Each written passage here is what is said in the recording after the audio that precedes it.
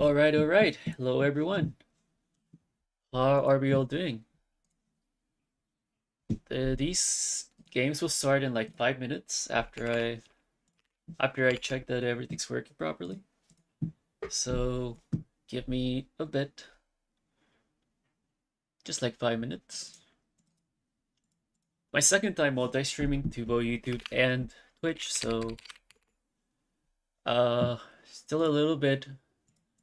Still just want to check that mainly that YouTube is working properly. Nice, it looks good. Also, the text might be a little too big. Just notice that. Okay. Nice. Okay.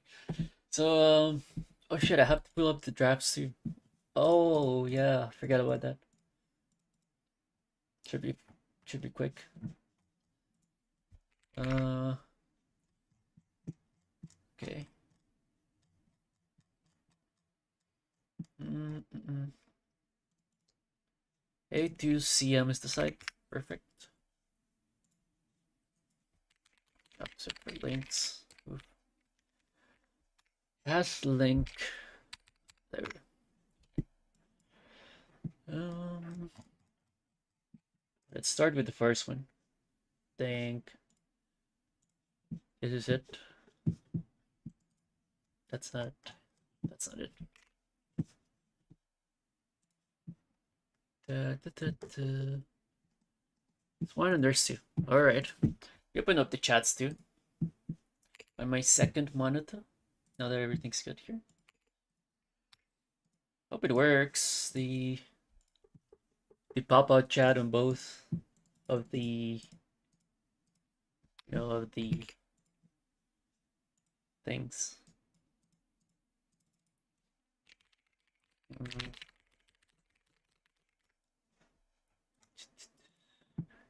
There's a URL, but it just keeps saying connecting. I don't know what that's about.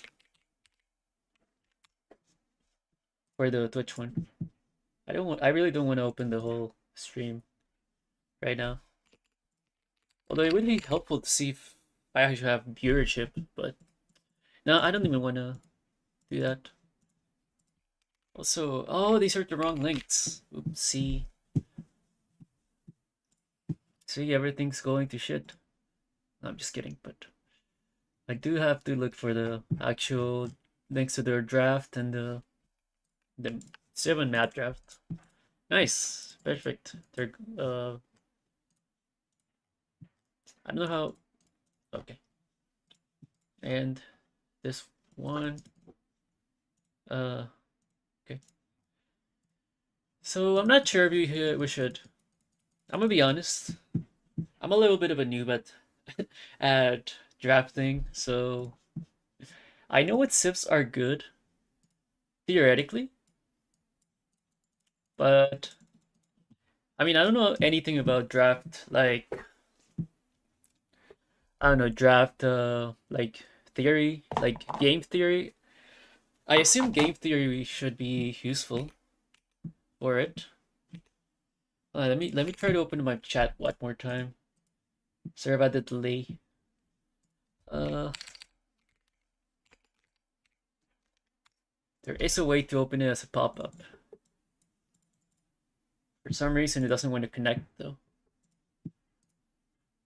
Not good. Anyway, let me do the same with the YouTube one.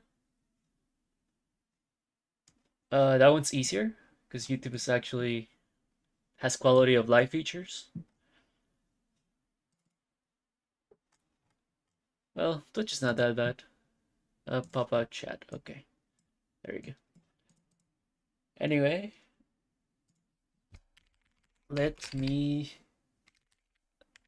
just do this real quick. All right. So, as I was saying, I really don't think. Okay, I really don't think I can say much if we if we play out this draft like really slowly because I don't think I can provide too much info for it. So I'm just gonna speed it up and yep, just go all the way towards the end. And let's first see the maps because that's that's the most interesting one in my opinion, because it sets up the whole draft for the SIPs as well, right?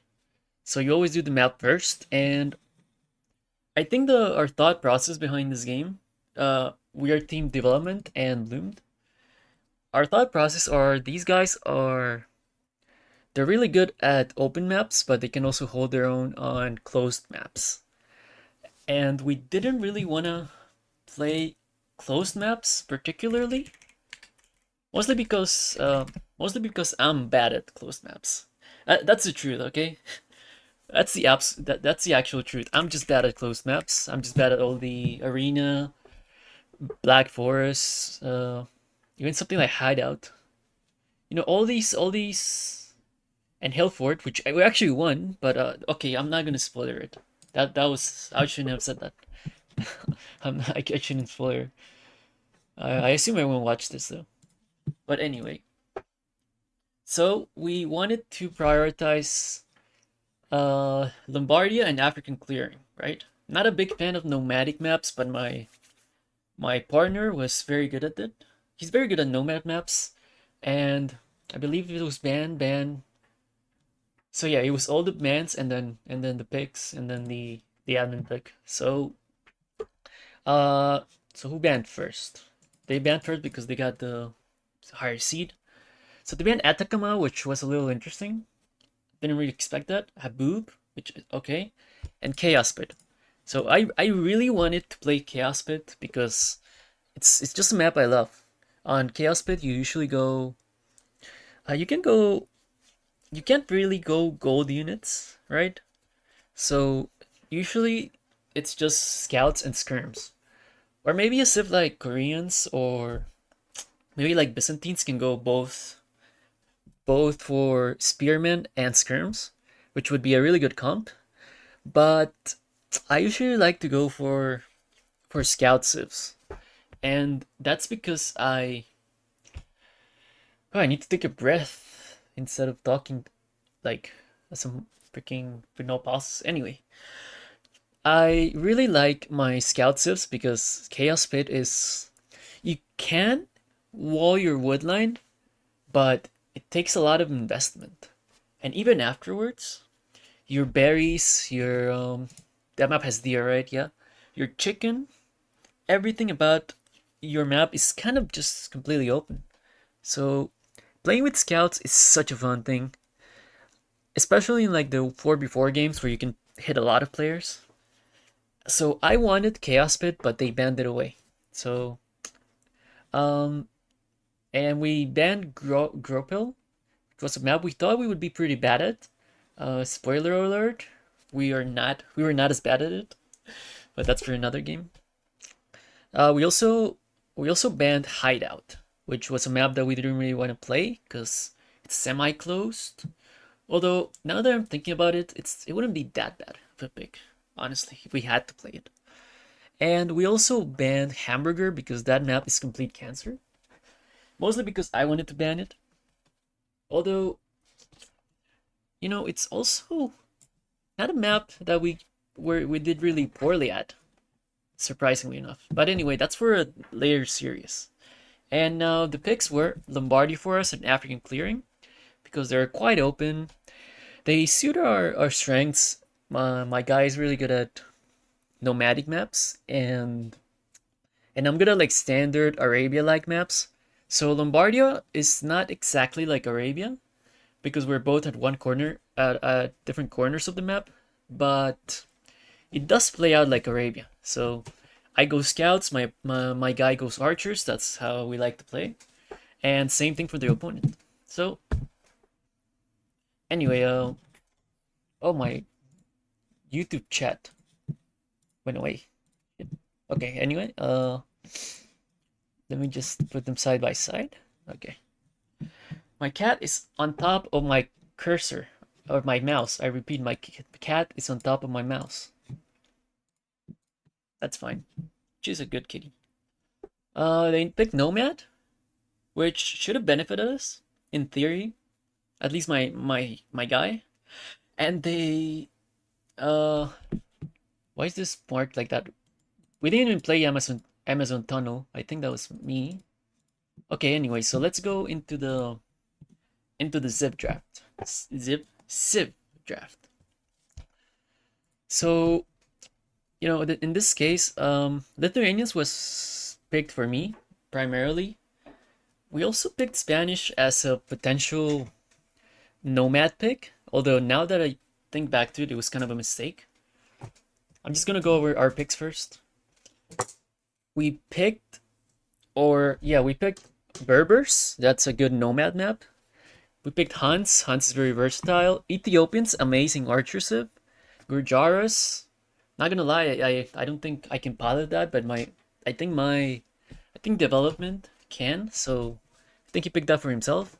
Slavs, really good for a player like me. I'll talk about why when we're watching the game. And Romans.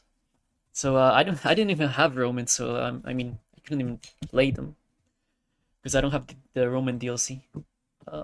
Anyway, what else? So our opponent's pick. This is the first pick. Yeah, it goes this way.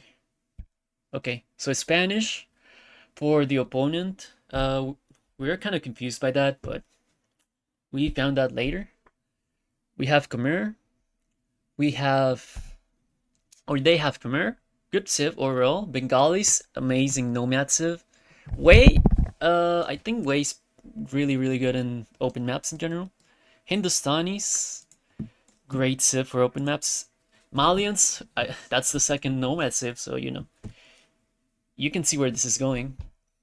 Bohemians, that's a close map civ, but I guess it's good to have in every draft because Bohemians are just a good civ. So, but yeah, I don't know about Bohemians in this for this map draft.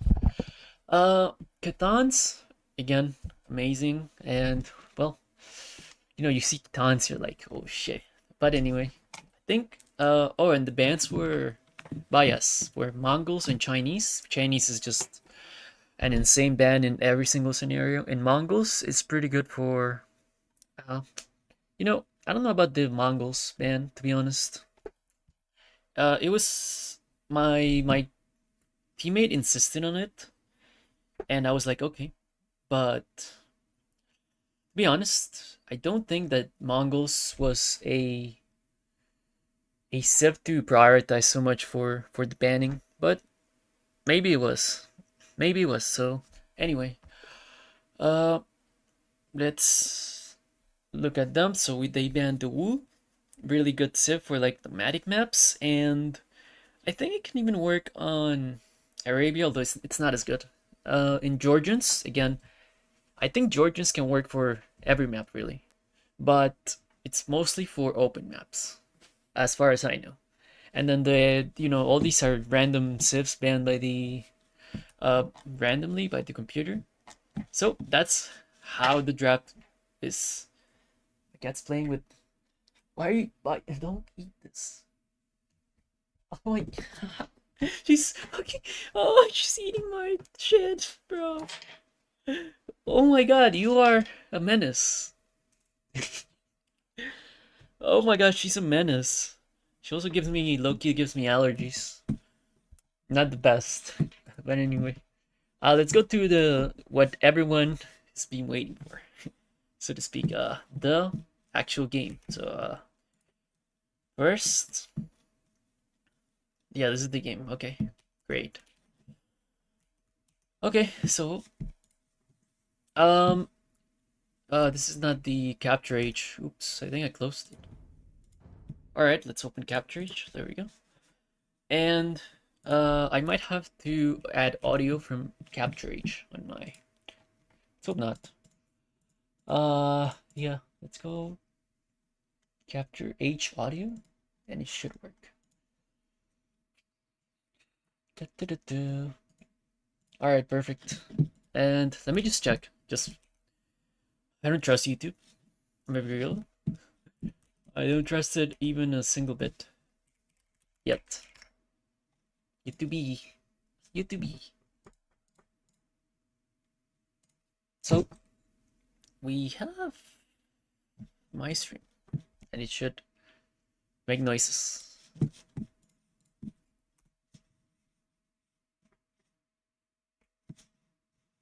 Why did it pause again? Why does it keep pausing, by the way? What is going on? Oh shit, it's because it's not on capture reach.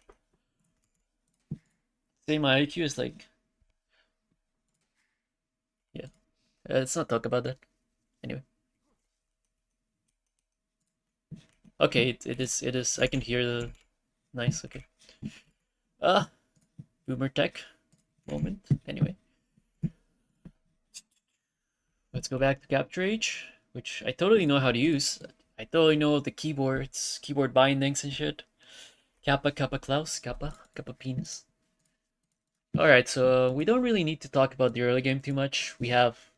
Oh yeah, we need to talk about what civs we picked. So we picked me with the Slavs and development with the Ethiopians. So, and then Oni, freaking Andy with Spanish, and Leo Grampy with the Khmer. So some things to kind of talk about with that. I think the Civ matchup relies on, well, obviously on not letting freaking Andy get to Kongs, or at least delaying him from getting to Kongs. And of course, Khmer is just a really good Civ. It's probably gonna go Knights, but they can go Monks too. They can go... that's pretty much it actually. Slavs can go Knights definitely, but the special thing about this is that we wanted to go extremely early pressure, as you're gonna see as this game progresses. We wanted our strategy was basically we're gonna open banner arms and archers and then just go to Andy, right? And you know he's obviously gonna go Kongs. That's a combo. Something about this is that, like, theoretically, freaking Andy's and Leo's combo is a lot stronger because Khmer can just pull ahead economically potentially. They can mess up a lot of knights. But it's mostly the Kongs. If the Kongs can get messed up, even development in theory does counter the Kongs with his massive archers. But when if you get to like team fights in early middle castle age, right? They're gonna have a much better composition because they can't just kill the knights a lot quicker, and then the knights are gonna, and then the Ethiopians cannot kill the archers nearly as quickly as the Kongs. So if we allow the enemy team, freaking Andy and Leo, to mess up the Kongs and the archers, I mean the knights are, that might pose a great issue for our to come. However, it's very hard for them to do so because Kongs just they're so slow to mass because of course you need to fast castle, you need a castle, and then you need to start massing them really slowly. Meanwhile, I can do the same, but I can go, for example, two stable knights, and then development is obviously going to go 2 archers and archery ranges, and then he can add more in the future. So I don't know if, fundamentally speaking, their strat was very good. I think they just wanted to try something fun, which, you know, respect. I respect that. So anyway, there's also something else about Khmer, but I'll talk about that later.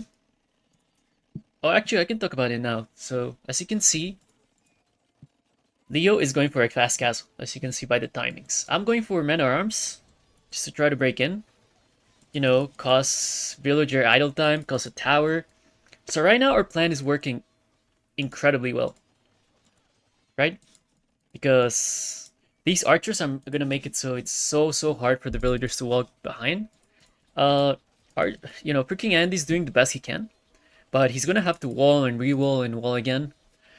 And meanwhile, these men, like, we already got so much value from these, even without having to break in, right? And now we're still getting value.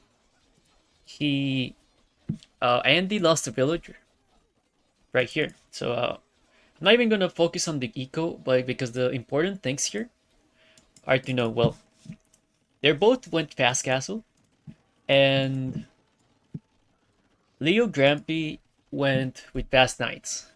But the thing is, even if, well, first of all, she can't engage like without upgrades, right? So sending these knights here is kind of a little useless, in my opinion. I think she should have just tried to attack me or attack my teammate. Uh, but see, I think even though this is a closed map, fast castling, problem with it is that yes, you'll get some castle age army, but imagine that Leo Grampy tried to imagine that Leo Grampy tried to attack me, for example, with the knights. Well, I'm just gonna wall behind. Even if I have to use stone walls, I'm just gonna wall. It's literally not sorry, it's literally no problem for us, right? But we already did damage to them just by going really early for a really early aggression. So what I'm saying here is basically their strategy did not, in my opinion, it's not fundamentally sound. But again, I think they're just playing to have fun, honestly. I think that's it. Uh, but anyway, let me. Sorry, I. Okay. Anyway,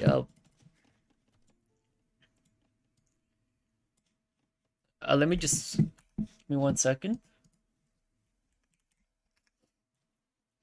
Alright, there we go. Sorry. So another thing I wanna point out, and I can probably rewind for this because it's kind of interesting. I just want to talk about it. I know I said I wouldn't talk about the. How do I rewind this, by the way? Hold on. Let me figure out how to. I don't think without premium I can go backwards. That's I'm pretty sure of that. Yeah, I can't. So I'm just gonna close and reopen the game. Sorry about that. Uh, yeah. Let me just do this. Should take 1 minute or 1 second rather. All right. So, oh, we put it at the same spot. Right. Shit, I have to do it here first. Kind of curious about how Capture H works, like behind the scenes, because I know they have to work with like really, really. I know I have to work with really sussy code from the AU2 game, so the base game. So I wonder what the engineering was like behind the scenes. But anyway, what I wanted to point out, and let's just speed this forward. First of all, development had like a perfect build order. He's like, I think 18 pop up, straight up archers. He got a perfect build order. I on the other hand did. I mean, I got a pretty decent build order, but I think it was 19 pop. We can check here. But thinking about it, I thought it was a mistake, but then I started. Well, let's see how many villagers it was first.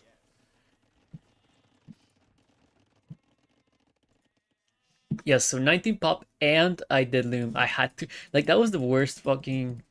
I mean, I guess without loom, I should have went up already, right? Um, but I was one villager behind because I messed up my build order somehow. However, I thought about that later, and I was like, development is gonna take a while to get archers out, as well. Meanwhile, I'm getting my militia down right now, even though I'm late. So by the time my militia are hitting there, they're gonna be without the archer support because it's gonna take them a little bit more time to get there. And it's gonna take even more time for him to get fletching and for him to get fletching basically and to mess up the archers. So my thoughts here were, or I didn't think about this during the game, but after the game I thought, you know what, it's not even that bad that I add an extra villager because we went to attack together, right? I attacked kind of early at first with his scout as well, and I forced him to make a tower here, which was fine. But only when I walked around and then we were hitting here is when is when development was able to, to get his archer mass online. So I what I thought was a mistake actually strategically it might not have been as bad. Like sure, you wanna get as fast of a timing as you can, so you attack the opponent as early as you can. But I think it's acceptable to do one villager. Not Loom though. I shouldn't have made Loom. I kind of had to because I didn't have enough resources to go up. I think, but anyway, that's just a little minutia that I was thinking about. Well, while thinking about the game basically. So right now, uh, well, we're just waiting to get back to the where we were, but right now basically, freaking Andy is gonna get his castle up eventually, right? And Leo Grampy had got a few knights out, but she wasn't able to get any damage from them or with them. So what does this mean? This means that we already did damage and they have to now catch up, right? It's very fundamental. We are disrupting Andy's eco. Look, even right here, like he has to fight to get this castle up. It's Spanish villagers, so they do build faster, but it's still kind of a fight. So, and now, another interesting thing that I noticed is, so my guy was basically sneaking a few archers, or not sneaking, but he kept a few archers right here in this corner, which, I think this is a really, really smart idea because, so freaking Andy's gonna get the conks and they can totally fight those archers because they have a range advantage. They're really beefy and stuff. So rather than just go back to his base with all the archers, I think he only relied on reinforcements to defend in case Andy was attacking him. And I think this is really smart because he's already on the way to Castle Age, and these archers are not gonna do much on the defense. I don't think Andy can realistically break him with just the few conks that are coming out right now. So I think, and they're coming out at like 17 minutes, so it's so late because of our damage. So I think that's the reason why he did this, because having these archers that are they're gonna get all the tech upgrades later. So what happens here is Andy's gonna be looking to do damage on either player because they know they're behind, right? Like Andy's so behind. Leo is kind of fine, but my eco is gonna pull ahead just by virtue of me not going not going fast castle. I'm gonna be able to produce 2 stable knights soon, right? I think I'm gonna add a second stable at some point, and it's gonna be great. It's just gonna be great for us unless they do some damage back. So, but guess what? While they're focused on doing damage, if freaking Andy decides to go out, and he can only really go out here, he won't go out here, and he's not gonna walk all the way here. So, while freaking Andy, if he walks out here, or anywhere, and development sees him with the crossbows, he's just gonna kill a bunch of villagers. If freaking Andy goes back and tries to, or if freaking Andy's attacking, he can also, development can also just, should figure out how to move around the screen better, but freaking Andy can, sorry, development can just sit outside his walls and just, deny hit this, maybe this even, although I don't think he can just walk all the way there, but, and look, my men at arms are still getting value because these knights are here like fighting them rather than going to my base. I think that's a big mistake, but again, I already said that. So but I think this play was kind of brilliant, honestly, very smart, because he's gonna be able to defend with reinforcements, and even if they try to attack me with, or attack him with both knights and the conks, eventually we're just gonna have to sit back and defend, and we're gonna be fine. We're gonna be fine with our masses of armies. I'm gonna get many knights out. My teammate is gonna get many crossbows out, and I think that's So this is the only opening they have for doing damage, basically. And as you can see, they're running across the map, trying to see what's up. But we're already almost up to Castle. I'm up to Castle. I'm already pumping out knights. I have a great eco. If we can, let's see if we can see the full resources collected. Yeah, we can't. I have to get pro. I don't know how much it costs, but I'm not gonna get it right now. So anyway, thing is like now they're trying to. Oh yeah, they tried to attack me here, but look, I have a bunch of knights. My guys like development's playing so well this game. He played so well. He knew that they were going to me. Like I pinged it. He even has archers here. He's so freaking good at archer play. That's why. I mean, that's why he's 2K, right? But I'm chasing down Leo Grampy's knights, and right now I try to harass here as well. And right now we're taking fights. I'm trying to not. I should have slowed down at the micro, but look at this. Like, I'm just microing my knights so that he cannot kill a single one with his conks. Like, if they get low, I just take them back. You know, I just pull them back. I'm gonna get a monastery. Yeah, I have a monastery. We're just gonna be hard pressuring Leo Grampy now since Andy has a castle. It will be hard to pressure him. But Leo Grampy's kinda, you know, with all these archers and all these knights, this is a really rough position. We're gonna kill 1 or 2 villagers. I should have killed this guy. It's fine. Not a big deal. And now, if we look at the villager count, 54, 50, 52, 55. It's not even, they're not even behind in villagers, but I can totally bet you. Like, look at this military value. We have twice as much military as them. And that's because we just played standard, honestly. We just played a standard, well, semi-standard, I should say. Meta arms archers into knights and archers play. And now they're paying the full consequences for it. So now, as you can see, we're also communicating a lot, right? About what we were doing this game. But I think just fundamentally, our plan was just better, honestly.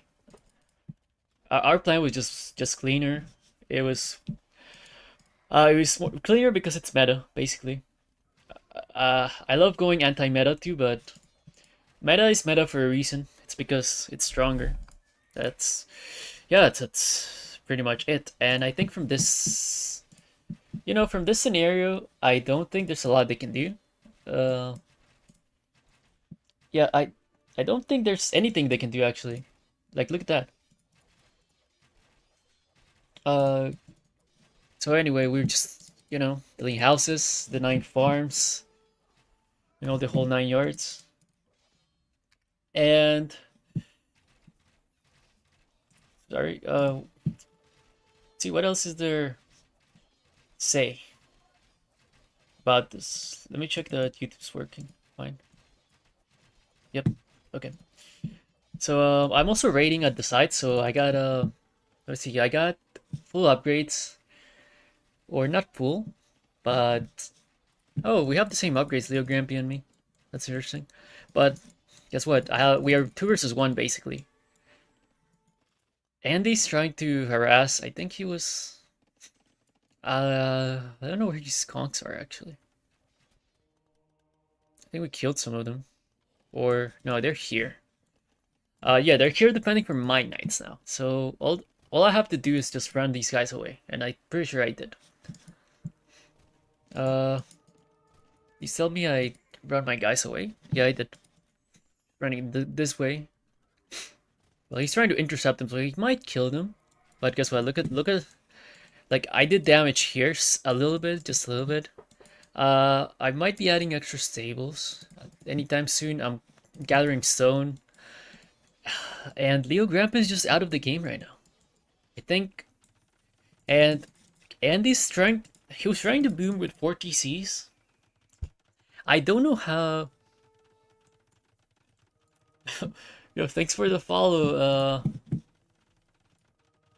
Let me check in 1 second. I don't have the thing open. Oh, thank you for the follow though. I'll say your name in 1 second. You know, noob streamer time. Uh, Santa Soul 86. Thank you for the follow. Hope you enjoy. Anyway, so oh well. Right as I was about to say that the game was over, the game truly is over. I don't know if they saw my bills because I had villagers walking towards Leo to drop a forward castle. So you know, I think they just decided, yeah, we have 1v2 right now. I don't think they probably didn't think Andy was gonna be able to come back, right? What happened to the other half of the crossbows? Oh, they're here. Oh, I didn't even notice this happen. So freaking Andy was possibly. Let me go with capture H. Why am I using that? Anyway, I think freaking Andy. Let's see his wood. I mean his stone. I think he was going for a forward castle, but he got intercepted by development. Again, I have no idea how he does it. He knows exactly what, or he knew exactly what the opponents were gonna do. Bro, this guy's very. One thing I'll say about my teammate, he's very methodical. Like when you're this methodical, you could probably you can probably smell the place a mile away when he knows. Okay, their only place probably to go YOLO Castle or something. He was gonna put it here, and it got denied. So, you know, their boom wasn't even that good. We had military advantage, and that was the first game. So, you know, I was feeling great. I was feeling great about the series. I don't know how they were feeling, but we're feeling great. We beat freaking Andy, the guy, freaking Andy, the myth, the legend himself. And yeah, I was feeling like king of the world right now, but now we have to look at the other games, right? Now we have to look because there will be 2 more games. Spoiler alert, or maybe not such a big spoiler. Let me just find them first. There we go. And the next game is gonna be a Nomad. So the civs for this Nomad game are gonna be so if you were listening to the civ draft, you might have noticed that I I placed a special emphasis on Bengalis and Malians, and this is why they picked the two probably, I don't know if the best, but one of the best duos for Nomad that you could possibly pick. So Bengalis can go a little bit of water, and they can also go unique unit. Malians can go a little bit of water, and they can also go unique unit. So, you know, what else do you want for a nomadic map?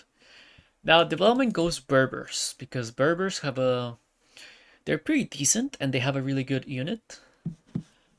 But I mean, I think they're pretty fine.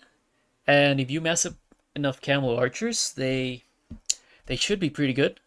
And I went for Spanish, so we kind of just went all in on the land. I don't think we planned this draft too well, to be honest. For the, I think I might have. You could make a case that I should have went Hunts and development's Berber's pick. I think it was fine, but I should have maybe went Hunts and try to either go full water or do some like I don't know, forward push shenanigans. But then again, castle drops make that really really hard to to accomplish. So anyway, let's go into the game. What did Leo and freaking Andy do in the start of Hillfort? So the Hillfort game, they picked Spanish and let me pause this for a second. They picked Spanish and they picked Khmer. So their strategy was basically to go knights and conks. So it was a little bit off meta, but if it did work, that would make like for a fantastic unit combo because, or unit comp, because the archers, the conks can kill the knights a lot faster than the archers that we had, and Khmer can theoretically pull ahead in eco. Although I was playing slabs, so I don't know about that in that game. But They kind of just fell under a pressure because we attacked Andy and we basically denied him the a lot of stone and got a lot of idle villager time. So and then they were basically 2v1. Leo was 2v1 against us for like the majority of Castle Age really. So we were able to pull it out just because we played meta, basically. I mean, if there's one takeaway from that game is that we played meta and we won because of that. At least in my view, how I interpreted that game. Anyway, this game is the second game. We have Nomad, and we spawned incredibly close to each other. Look at this. Andy's here, Leo's here, and then I'm like a little sandwich, a little sandwich between the two. Also, I really messed up by I really messed up. I tried to get my TC right next to these wood, and yes, he was saying the stone was a lot safer to get. I wanted to get these deer and the woodland, right? And I kind of just rushed my TC, but honestly, getting it near the stone would have been 100 times better because now this stone, I'm Spanish, and now this stone is kind of unprotected. So, either I just wall this whole thing off, or I just go some military, or I just hope that he doesn't attack me, which is, not a great strategy in general. Just hope your opponent just doesn't attack you. Uh, yeah, that's not a great strategy in any game, but pretty good since you and development aren't pre-squatted.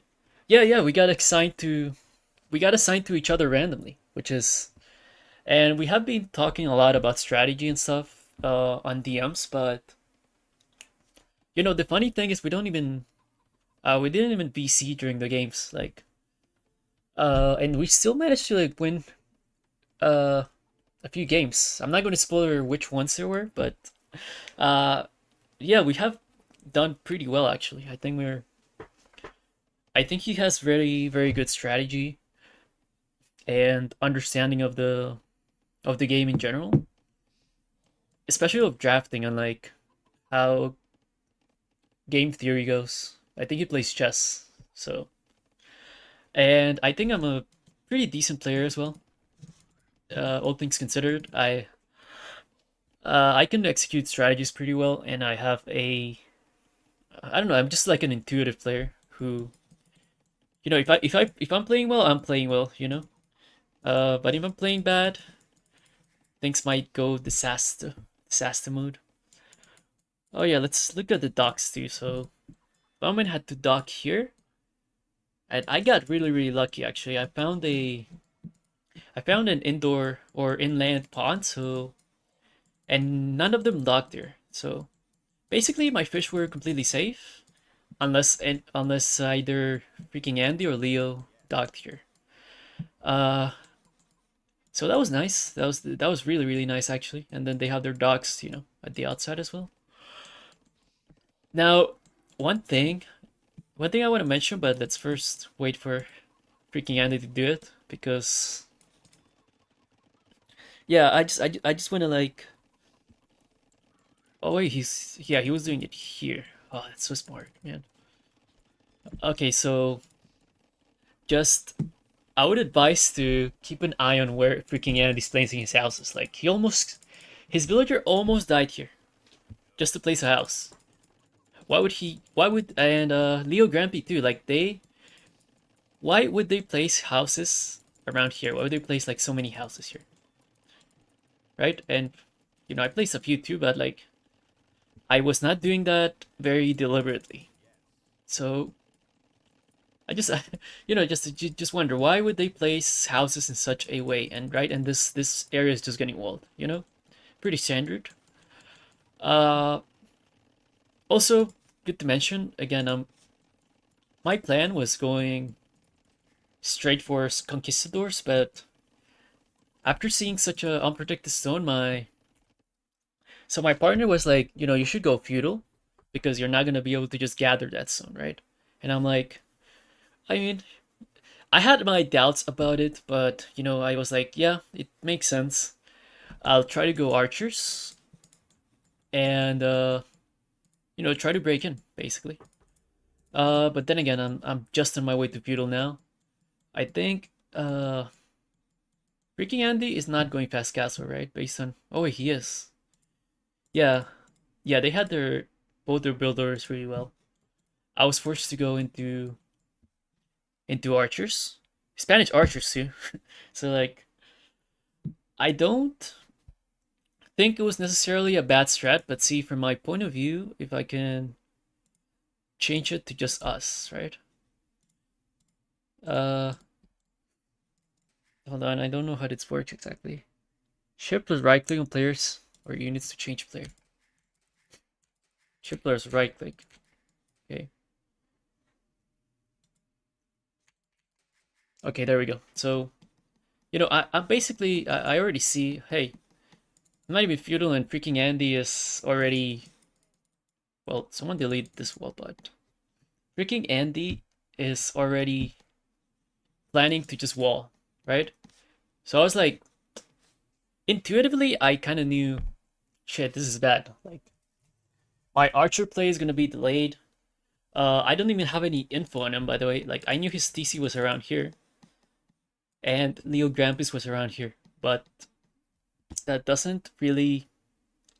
I don't think that really made the strategy all that good anyway.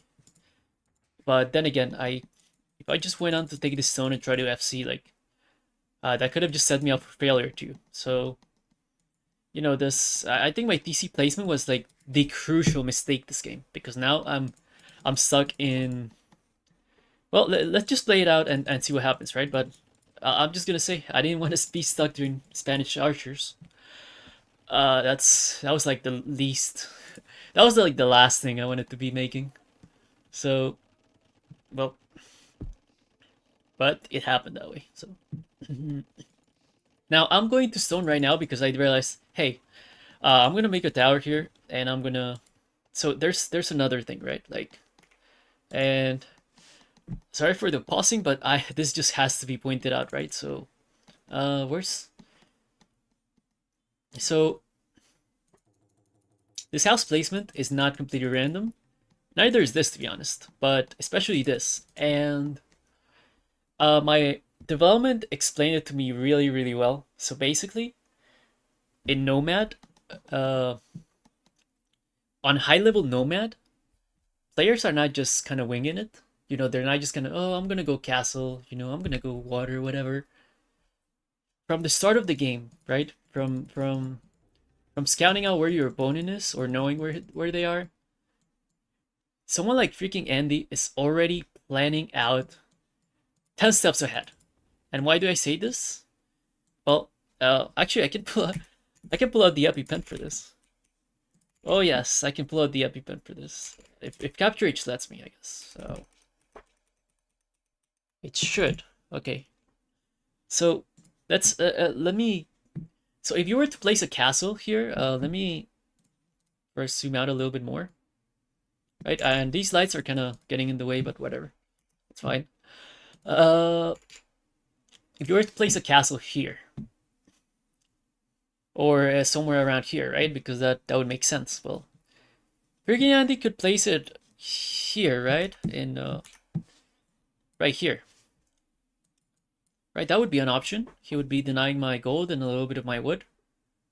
But look, here's a gold, wood, and villagers gathering.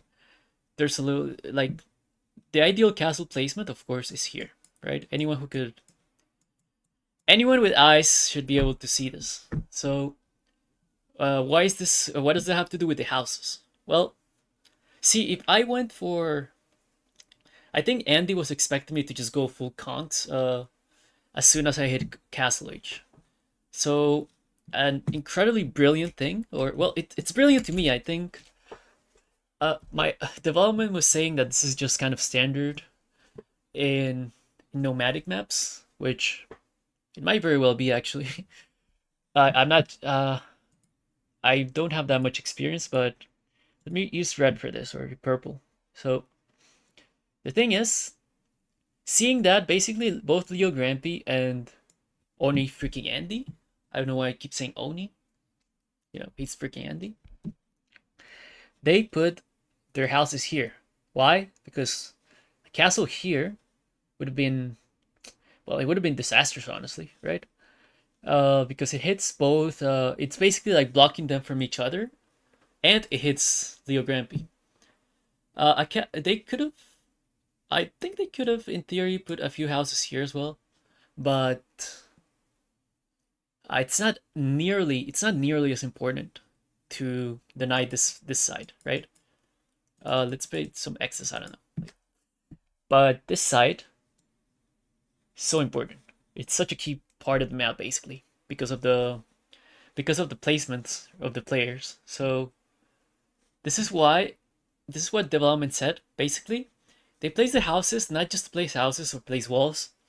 They are basically denying me from getting this position.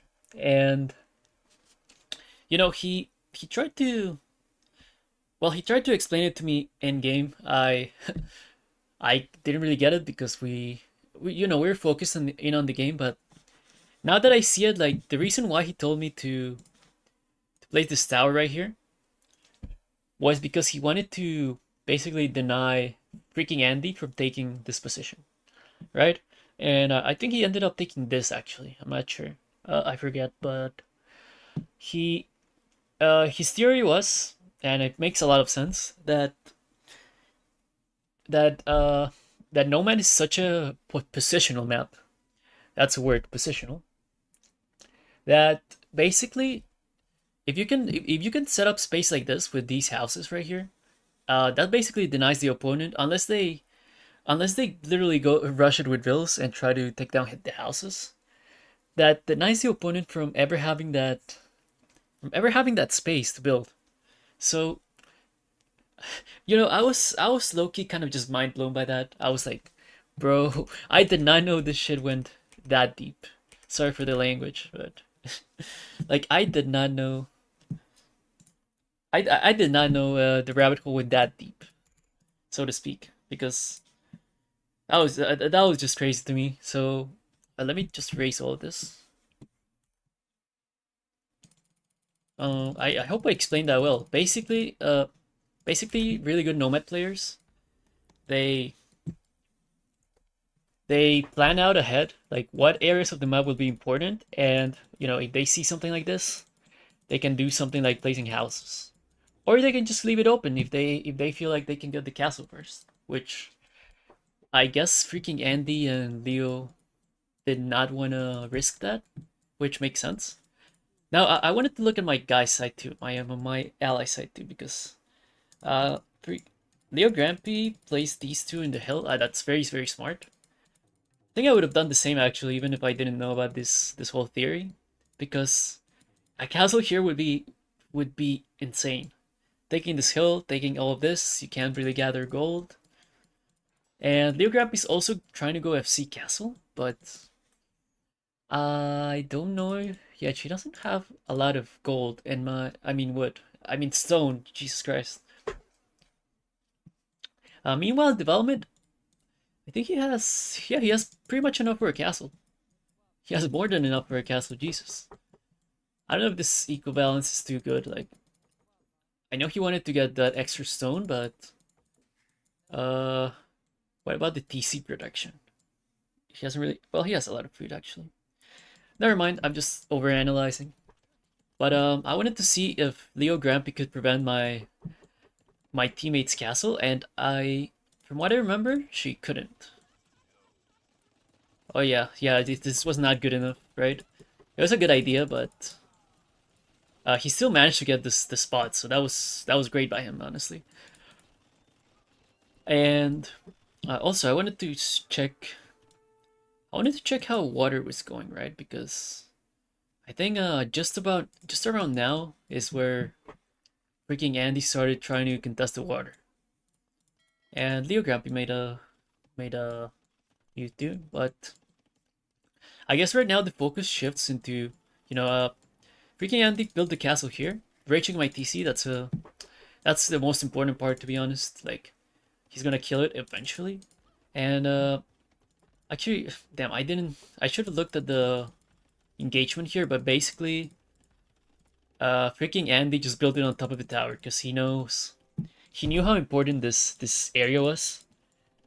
I and he couldn't really build the castle here because my guy already beat him to this. So basically, if he tried to build the castle here, that's just I don't think that would be a good idea in general. He could get trapped. He could he wouldn't get ranged. The villagers building it. If you build it like right here, but uh, I think the Camel Archers would just be doing too much damage. So this was the best position he could build it in. Right? It's ranging the TC. It's protecting his eco and somewhat protecting his allies' eco. That's a lot of villagers on on stone. And meanwhile, I'm just trying to boom away. Like, my eco balance is not the best, dude. I have so much wood. I'm trying to, like, fish boom a little bit, but... You know, these archers that should have been... They should have broken, like, ages ago. They're just now trying to break in. It's just... They're just completely useless. I'm gonna be real. I low-key blamed my teammate for... Or not my teammate. I blame myself, of course, but, like... This is why... This is, like, a lesson to be made. I thought the Archer's play was going to be decent. It turned out not to be decent. That's fine. It's a mistake to learn from. But what I did do is make this tower.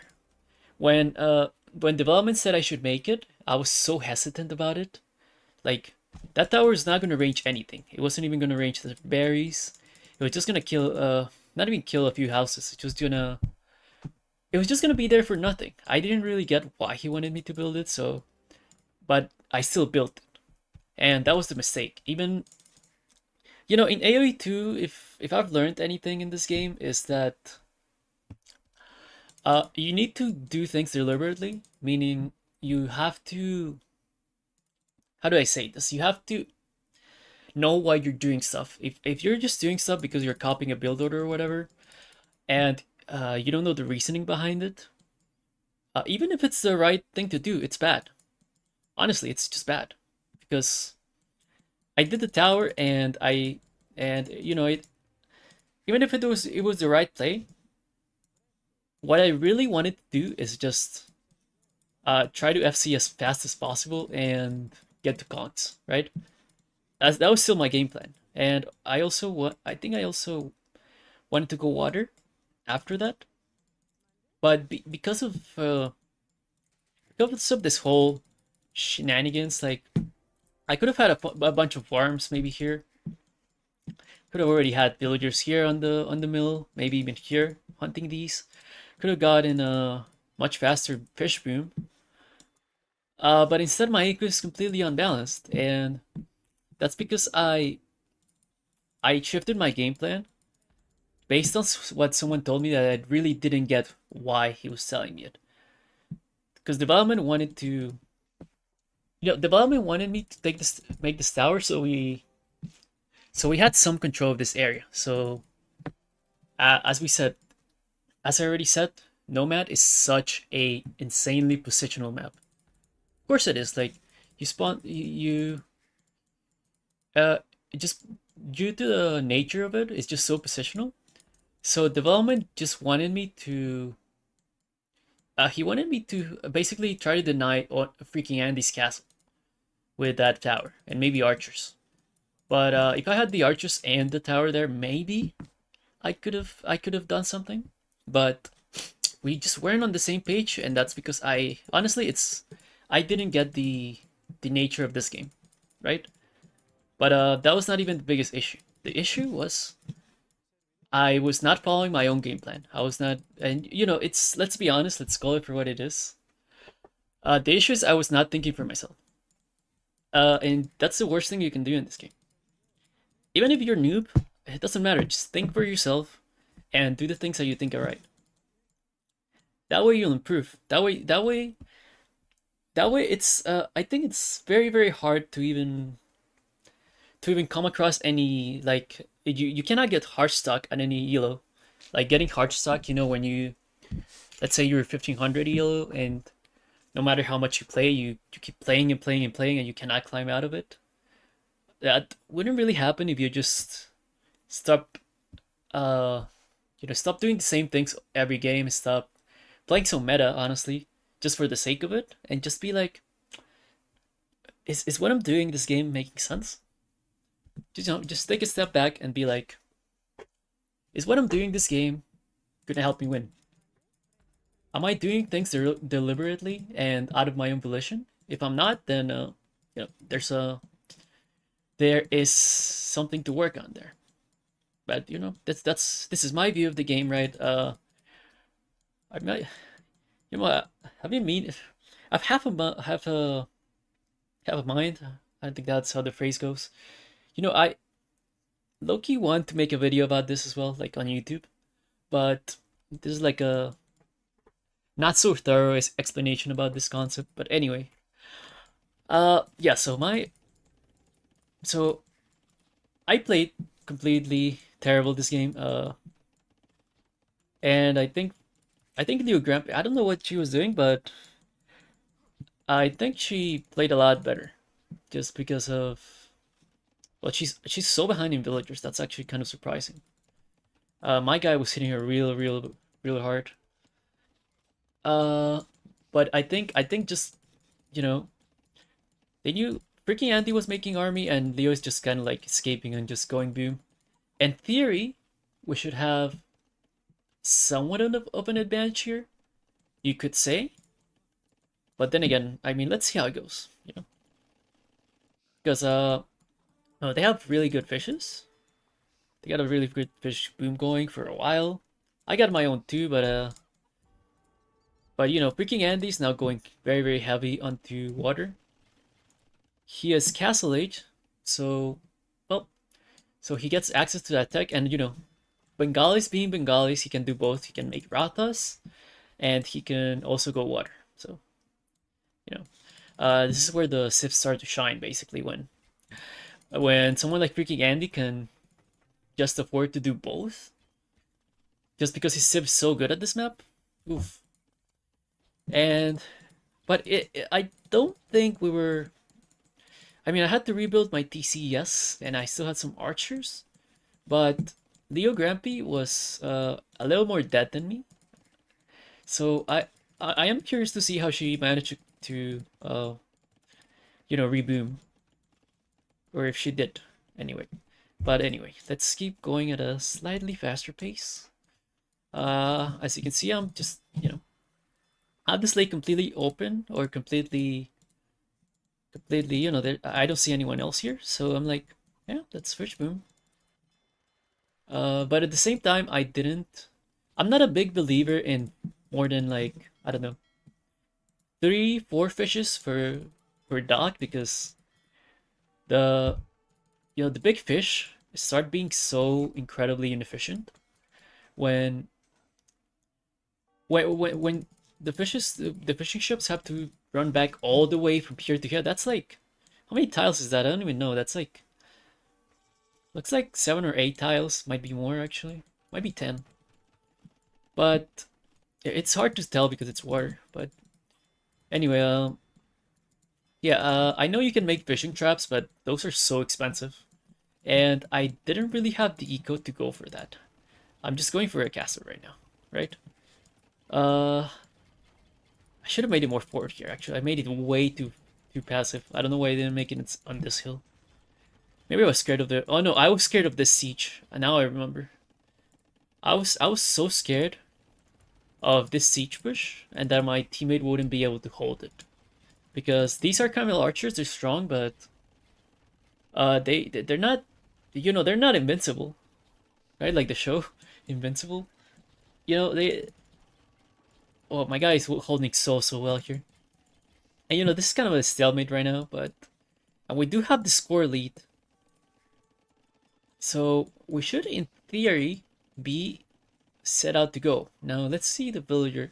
Now the thing is right here, well, there's something bad happening. For us anyway. For them it's good. Leo Grampy is achieving Castle Age. Yeah. No, she's going Fast Imp. Oh yeah, I remember this. That's so insane, actually. So Leo managed to somehow get more villagers out on me. I'm gonna catch up somewhat with because of the Imperial Age, but I'm 3 villagers down.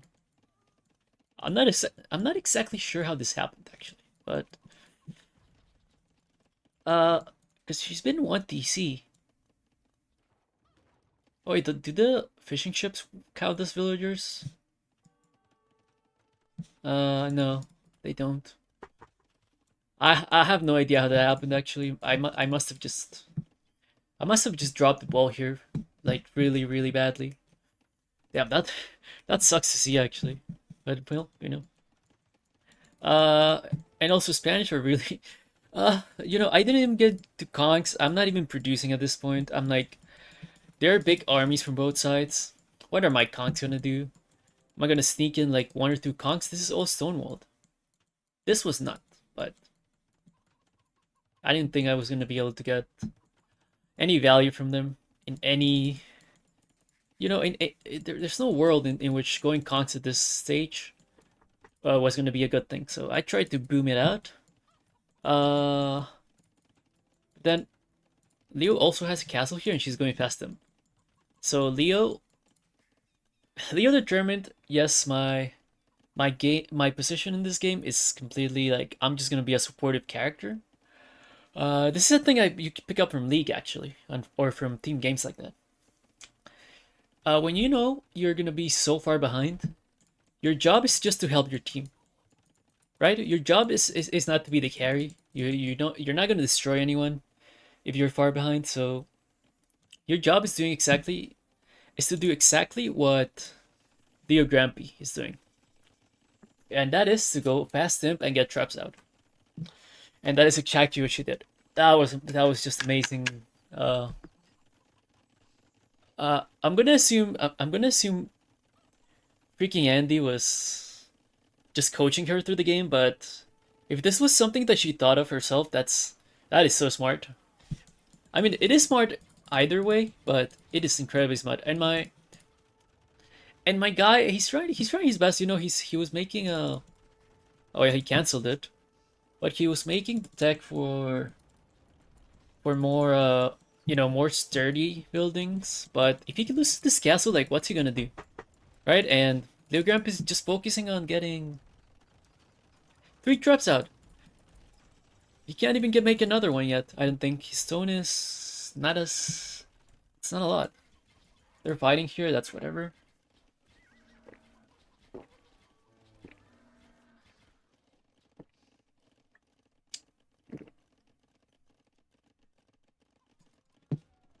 I mean, I think they both have ballistics, no?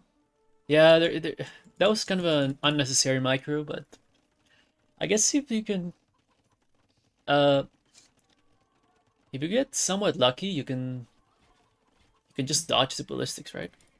But they would be needing to like move side to side. They're not really. And even though freaking Andy gets cleaned up here, guess what's happening on this side? No castle, getting trapped down. My guy has no production. And this is just terrible. They won the game with that. They won the game with that decision. Honestly, the Grampy just saved up resources and just went imp. I don't know if freaking Andy slung her. I don't think there's a way to tell here. But yeah, freaking Andy. Wait, this is not Sling. Never mind. Oh, wait, it's CSTL. No, this is trade. Uh,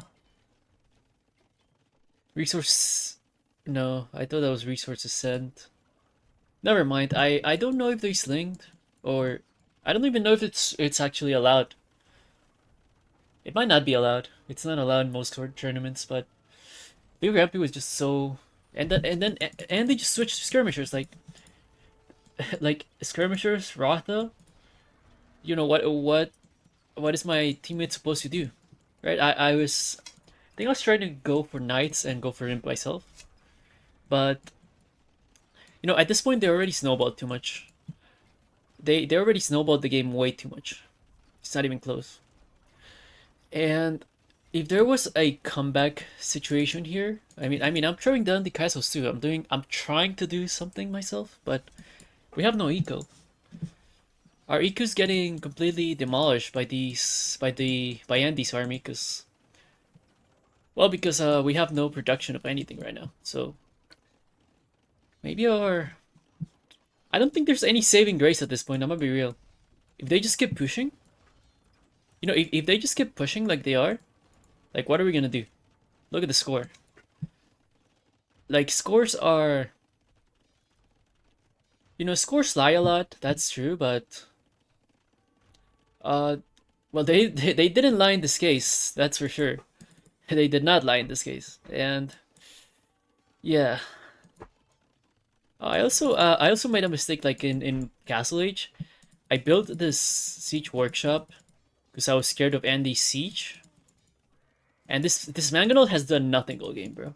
I even stonewall, like there was no need to make this. This was just,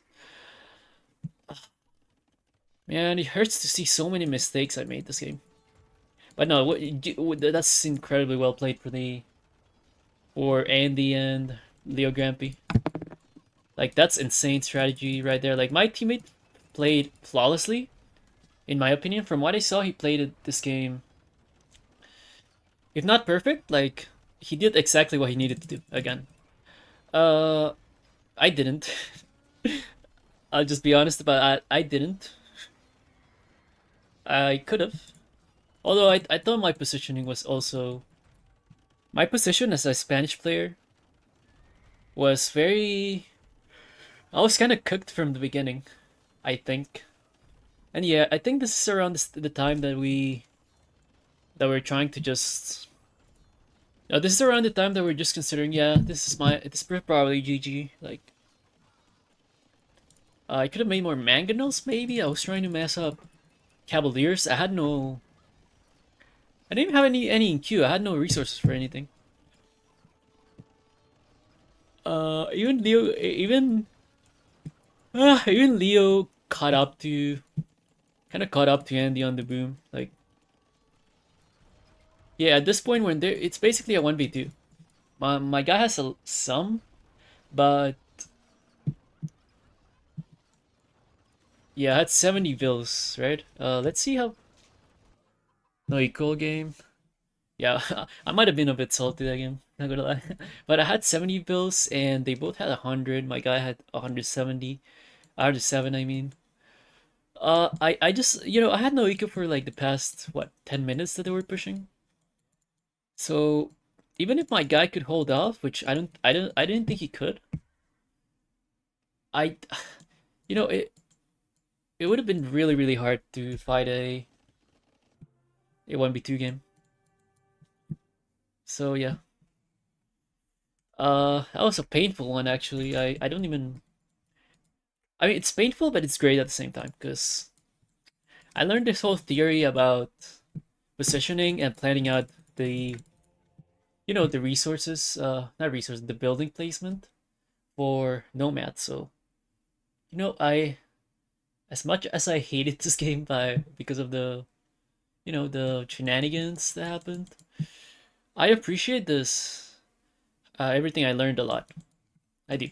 So anyway, and I guess I hope if someone's watching and learning, I hope that this concept was useful. Anyway, let's go for the one and final game, the last game from this series, from this 3v3 group stage series. And that should be right here. Let me check. I'm gonna need to take like a 1 minute break just to check, to get something to just to get something to drink and to check if my yerba mate arrived, dude. My yerba mate arrived. Let's go. Let's go. It's gonna be so good. Okay, that might be a I don't know, 5 minute break then. Yes, it's to be continued. This is not because I need to take a break. It's because I am building some. I should call it some expectation here. We're building some suspense. Who? Wait, this is not the right game. This is the right game. Okay. Uh, we're building some suspense here. Who will win? Freaking Andy and Leo Grampy, the stacked theme? You know, the stacked AF team? Or the newcomers, Development and Bloom? Who will take the crown? Or, well, not the crown. The win for this set anyway. Anyway, I'll be right back in around 5 minutes.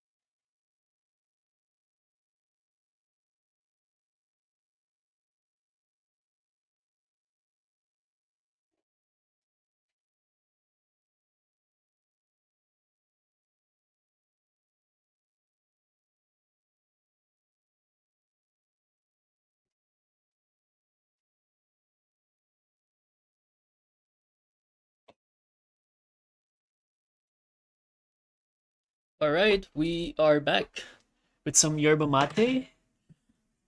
Ah, bro, I noticed it as soon as I stopped talking. Oh my god. Casting tires you out, man. Oh my god, I noticed it in my throat and even in my facial muscles, like my uh all of them really. I this casting thing of continuously talking. Oh my god.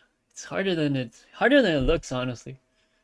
I don't know if it's just a me thing, like, because I uh how to explain this? Have had people say that my voice is a little bit contrived, or it sounds a little bit contrived, like it's being forced or something. So maybe I just need to relax my talking a little bit. I don't know. Like,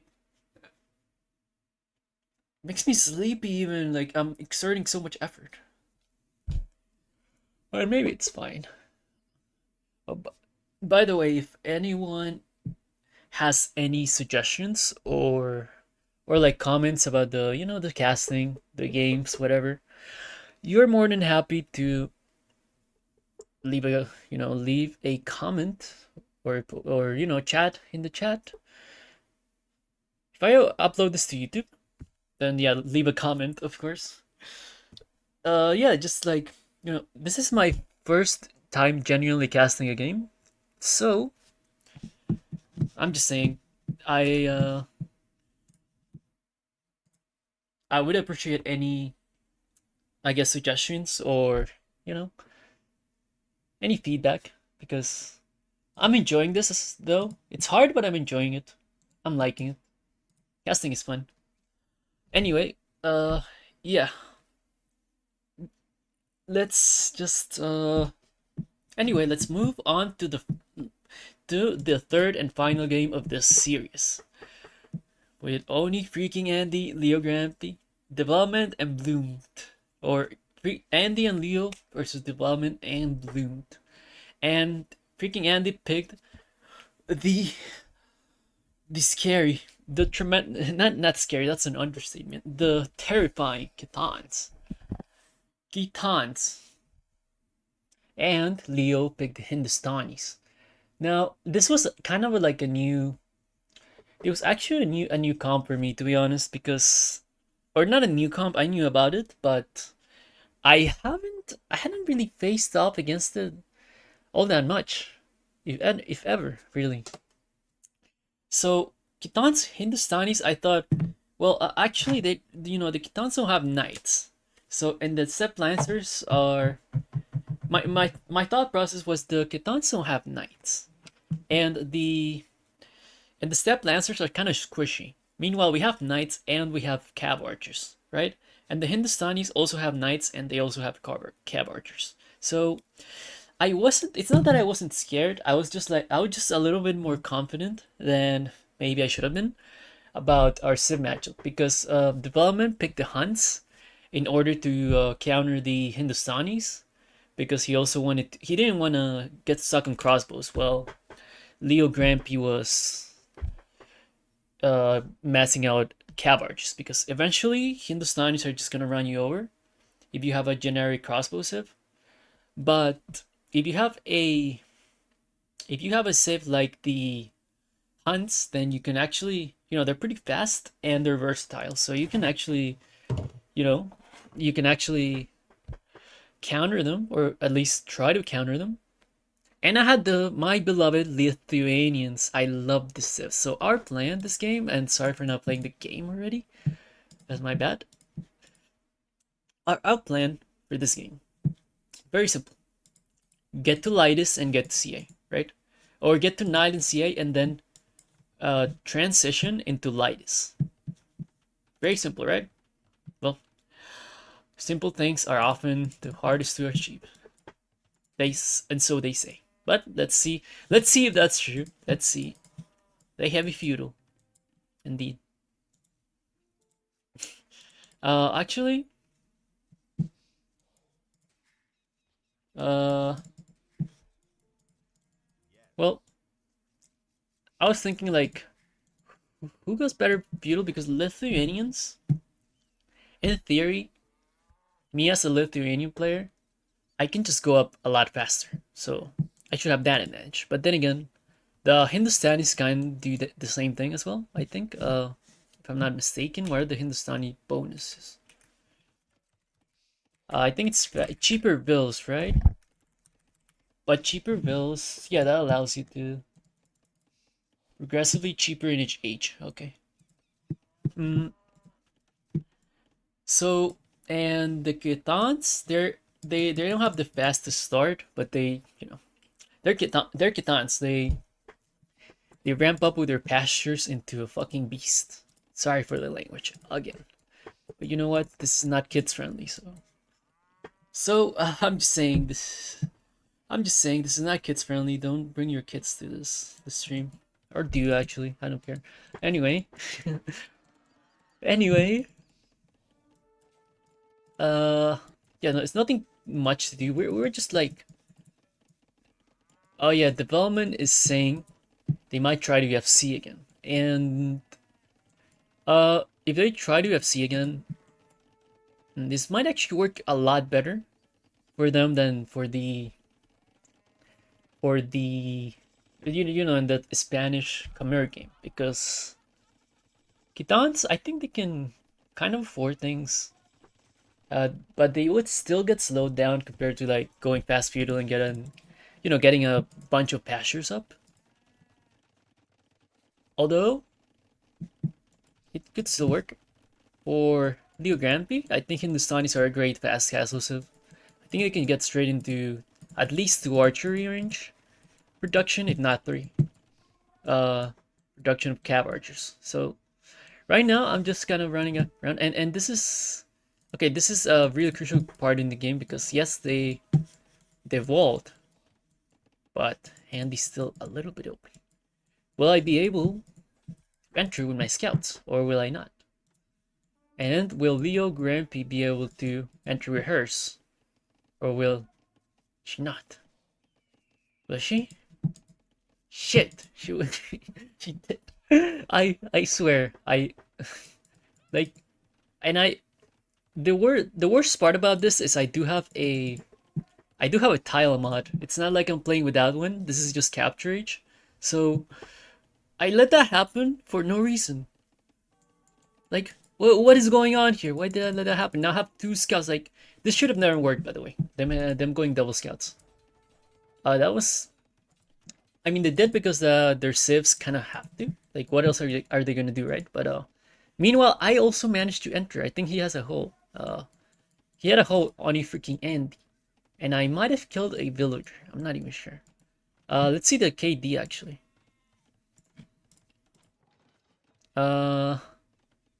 I killed. Wait, I have 5 KD. Oh yeah, from killing scouts. Okay, but like the villager KD. I don't think it's gonna show me either. Oh, that sucks. Wait, eco KD. Okay, okay. I killed. Well, they killed 3 of my villagers, and they killed 1 of my guys, and I didn't kill anything. So 3 bills down. Holy, that's not good. But I mean, technically I'm 2, or like 2.5 or something from Andy, but he might just be doing like no. Yeah, technically I'm 2. It's not that bad.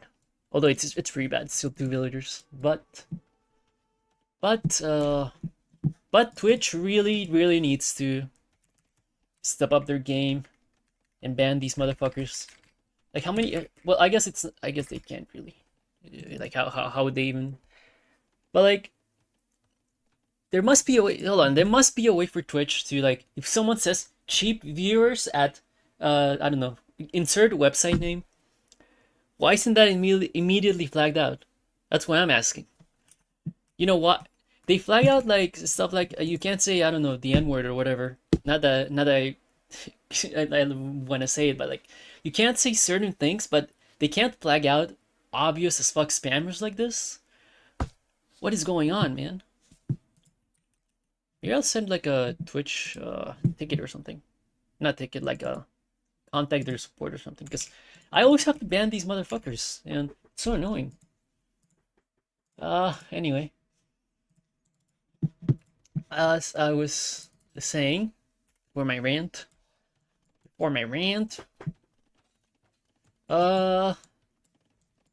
so the I lost my train of thought. Shit. So my guy, I was wondering why he was just sitting in here with the archers. I really thought that he could just go out and try to, we just received damage. All right, mostly me actually, and yeah, mostly I received damage, and I have a few scouts left. No, no, I think I lost them all inside here. I have a one left, so he would be 1v2. But then again, they can't. Oh well, he should have the archers here. That's a little bit of a mistake by him, I think, or depending on how long they've been hitting this. No, no, yeah, that was definitely. Well, this is the first genuine this misplay that I see from my teammate. Right? Either fend with them here or try to make some damage, but like they're fully walled, so I guess it doesn't even make sense to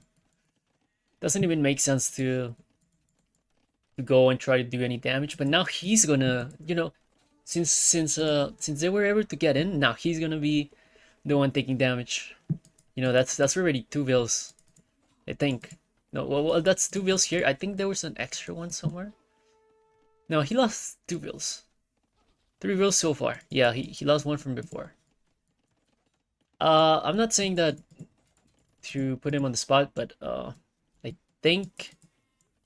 Well, I guess he was scared that they were also hitting this. Never mind. I think maybe I would have to rewatch it, but maybe it wasn't a mistake.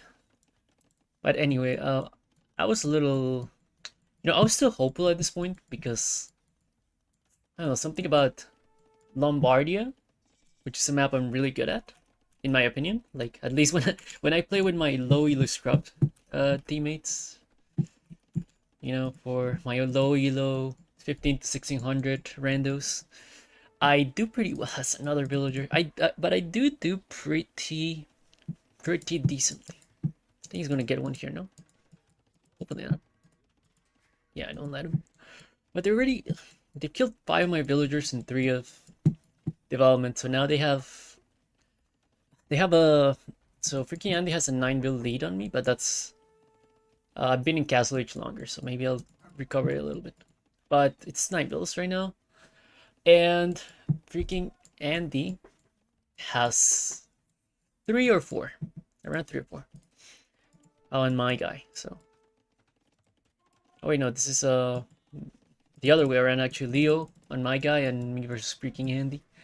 So sorry, so I'm just like thinking, okay, you know what, I'm just gonna make a monastery, try to gather the relics, just chill a bit, just make some, I think I had 2 range, yeah, 2 stable night production, and just boom away a little bit, just slowly but surely.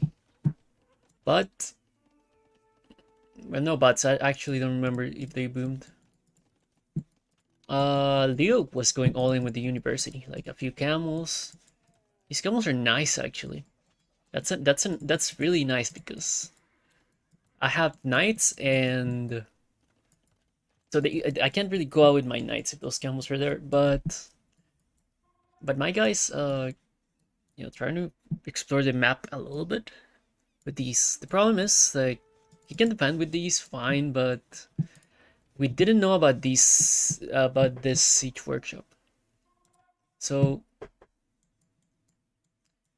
yeah, we did not know about this, so we or oh my god, I'm such a noob, techno noob. But we did scout it, or someone scouted it. Yeah, at least the 4 bill, I think. If this is not, no, this is not the one. No, we didn't scout it. Never mind. So we did not know. We thought, okay, oh my god, my guy lost a few more there. That's disaster, bro. I think he was either tilted or tired, or maybe he was anxious or something. I don't know, but regardless, he was trying to raid a little bit here. I don't. I mean, that's a nice try, but You know, it's very, very unlikely that he found any damage. And they were already pushing real, real hard on him. Look at that. I think he's gonna lose most of his army here. And where are my knights? I think my knights were right here. Yeah, no. I'm trying to save a few, but look, they got all the cav archers that he had so far, and now he only has these archers who are missing a +1 range. I wonder if it's worthwhile to just, you know, if you know you're gonna be defending, I wonder if it's worthwhile to just get this archer tech. It's very hard because you have to keep DCs running, but I don't know.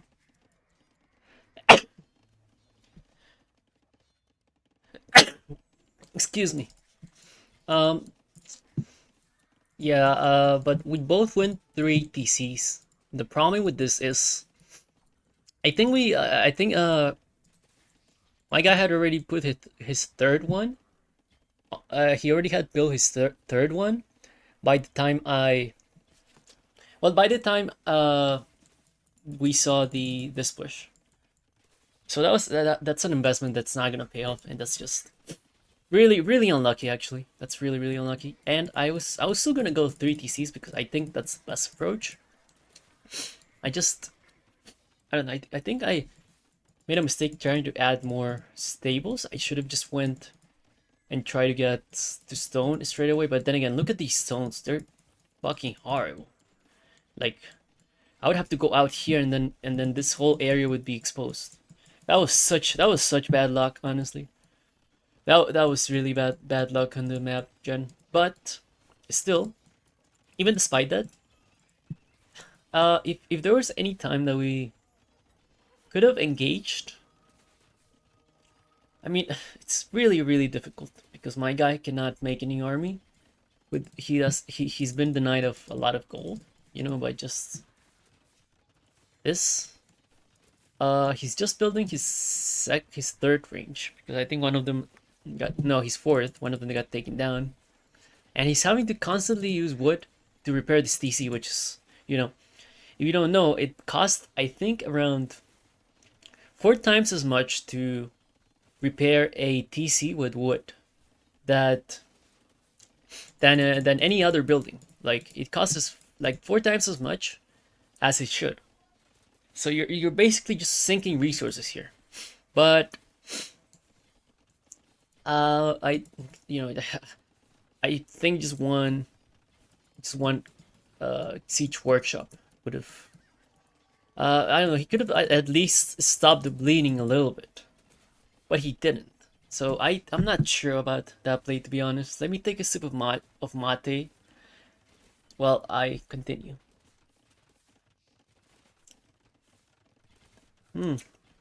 So good. Although this one is a little thicker.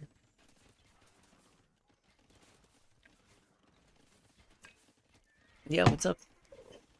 Shit, please don't tell me I got the one that's.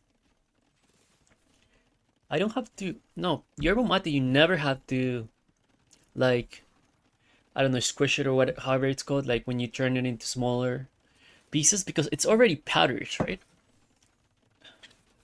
I have no clue. Oh wait. No, this mate is so incredibly hard to drink. Holy shit. Did I put too much in it? What happened? Okay, I'm gonna stop focusing on my mate. I'm focusing on game. So right now, like, unless we engage right now, I think we were dead since we didn't engage like 2 minutes ago, or since my teammate didn't build a do you have a market actually? Yeah, he does. So he could have built a market, and even if he didn't have gold, a siege workshop, I mean, and even if he didn't have gold, he could have just built one mangonel, just one. Try to get one and micro it really, really well, to the point where you can at least like free up some resources, or try to, because he's been repairing this TC for like the last 5 to 7 minutes. I think it's just 7 actually. and he's trying to continue booming, which is fine. But the thing is, this is like a very slow death, right? I'm massing as many. I have 20 versus 23 cavalry, but I can't engage into 2 players. It's just impossible for me. And also, even if I could, that would just be very, very bad trades. So, well, that's why it's impossible, actually. Never mind. But, even these camels are threatening. Like, she's adding even more camels. It's insane. So, I don't know, man. Like, I think this castle was very, way too late because I tried to add so many knights, but the lightest would have been the only unit that could have just pushed us back because my guy didn't have CA, but the lightest would have performed incredibly well versus the step lancers, and I think also the cap archers. Right, much better than just castle age knights. And also, they also denied me from, well, they denied me so many relics. That was actually crazy. Who was it? I think it was Leo. No, it was just me, us not being able to get out into the map. Yeah, they invested everything into this push, and well, I'm trying to think of like what exactly. Okay, so far, I've determined 2 things that are really, really important. So first, neither me or my teammate should have added a third TC, and I don't know if we could have avoided it because their attack came in like a little bit delayed, which might have been what they wanted exactly actually, for the attack to be slightly delayed because when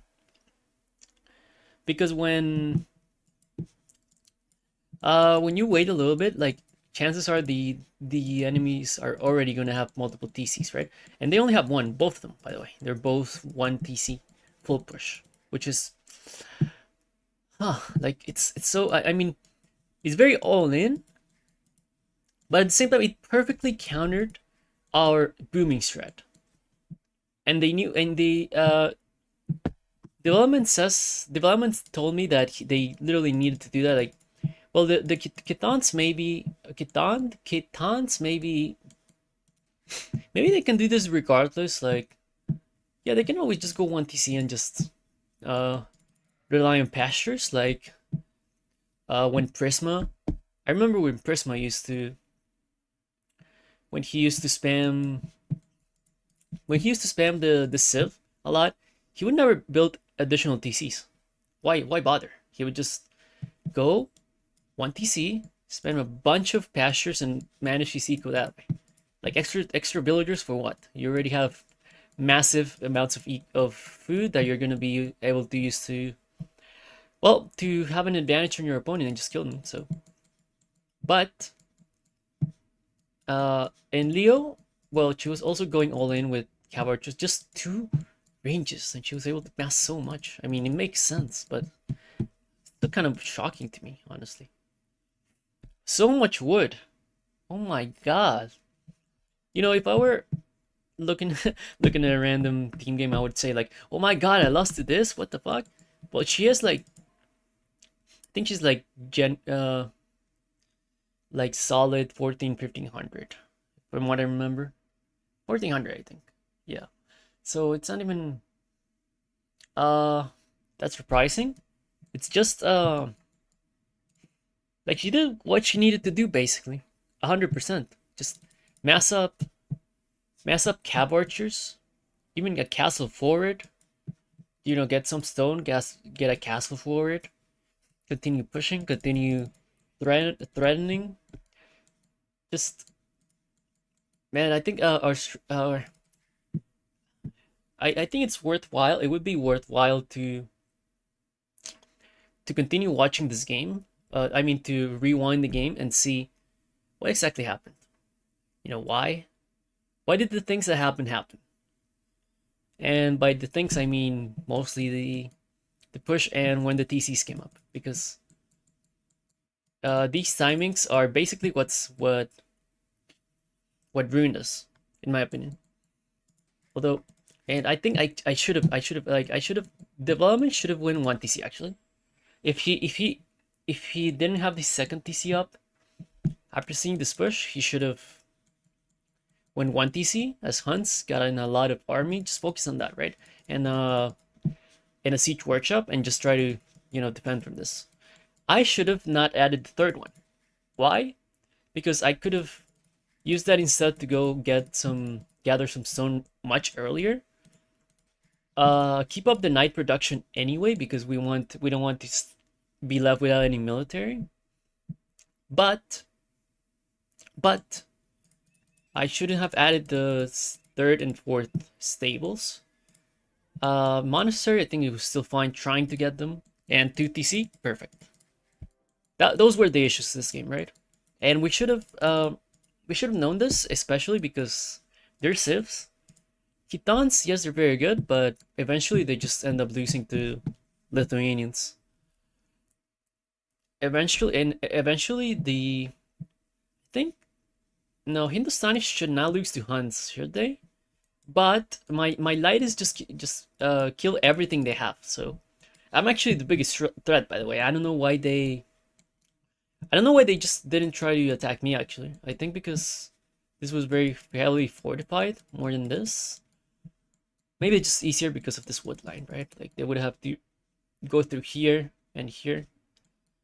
Instead, they could just push here. But I was the main threat in this game if it went late. Because Lithuanian Lightus just eat everything.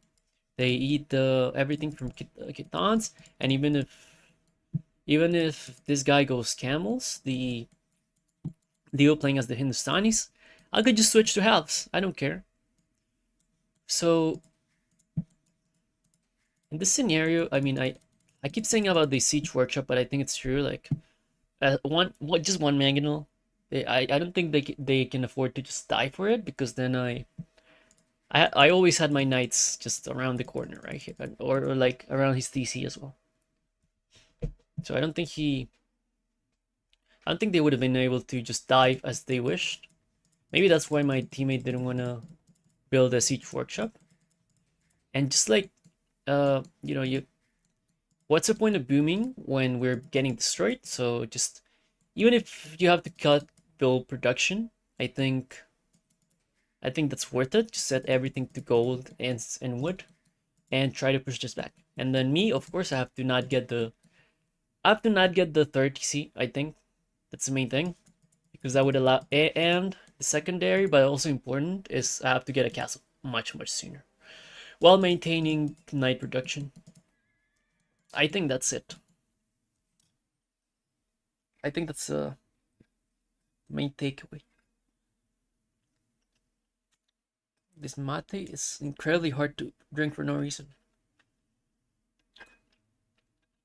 Maybe I have the incompatible, like, bombillo, like the straw you used to drink from it. I'm very weirded out by this though.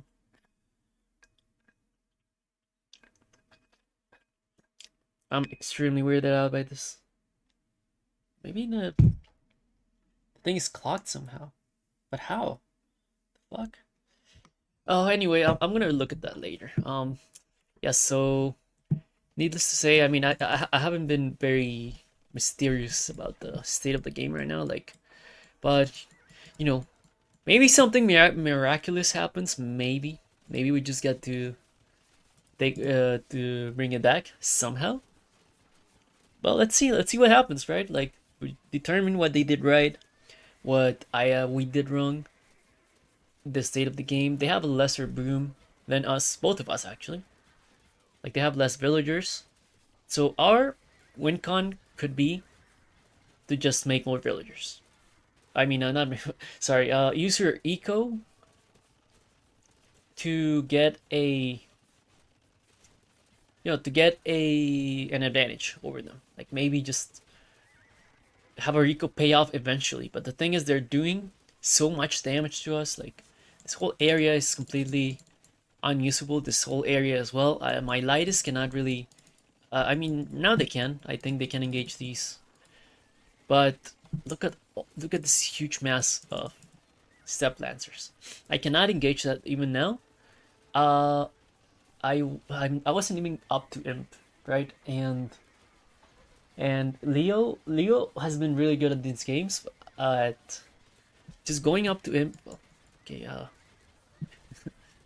Oh my God! Please move those, please. It hurts.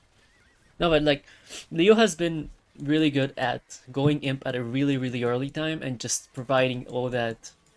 Well, providing traps mainly, but also providing that supportive role, like with the Cav Archers last game with the Trebuchets, and yeah, sorry. And meanwhile, freaking Andy has been allowed to get huge in all these games, except the Spanish one, but that was like that was because of us. And even if they like, I thought this wasn't even that bad, but still, like, okay, we kill those Step Lancers. They still have a bunch of traps just trapping us out. We cannot engage on them still. They keep going with reinforcements over and over. And I believe now they're growing their eco. Yes. After doing all that damage, like after going imp, starting to push, like they know that, well, there's essentially nothing that we can do. There is absolutely nothing we could do at this point in the game. We were cooked. Or were we? Looks really bad, right? Now they got a boom going on. Now they're getting the real population up. My guy has 31. He's pretty much dead. He didn't run any vills yet either, so these guys are gonna die too. So is there any way to come back from this? Nope. We tried. But despite that, we learned a lot. If you had a camera right now, I would just be making so many hand motions or shit. Despite that, we learned a whole lot. No, really, I did feel like I learned a whole lot from these games. And also, we took a game from freaking Andy and Leo Granty. One of the scariest teams, right? I mean, it's no Satal and Smiley or anything, but you know, it's still pretty scary. It's freaking Andy. So I'm happy about that, honestly. Even if their strat was like a little bit, they weren't trolling, but it was a little bit clownish. I'm a be real. They wanted, I guess they just wanted to like see, hey, if we can get away with this, then these guys should be easy pickings. We were harder than that. Imagine if the Nomad game went a little different. I don't know if it could have, based on everything I described, but holy, if it there is a universe in which the Nomad game kind of is a little bit closer, and maybe we can pull it back. I don't think that would that would be. I don't think that's very likely, but you know, it's like a 1 in 100 chance. But there's a world where that happened. Anyway, guys, thank you for watching. I'm gonna stop it here because I'm kind of tired. I'm gonna be real. I have an unstable bitrate. Screw you, Twitch. But anyway, I hope it's not like making my stream shit. Shouldn't be. Anyway, whatever. I am. Yeah, it was nice casting these games. It was a fun experience. But I think we must stop for now. I only got to cast one of our games, one of our series rather. But there's another one. It's pretty good, I think. So maybe I'll cast it next time. Well, maybe I'll cast some Sita game or something if if it's live and I'm available. We'll see. We'll see. Anyway, thank you for watching, and I will see you all next time. Peace.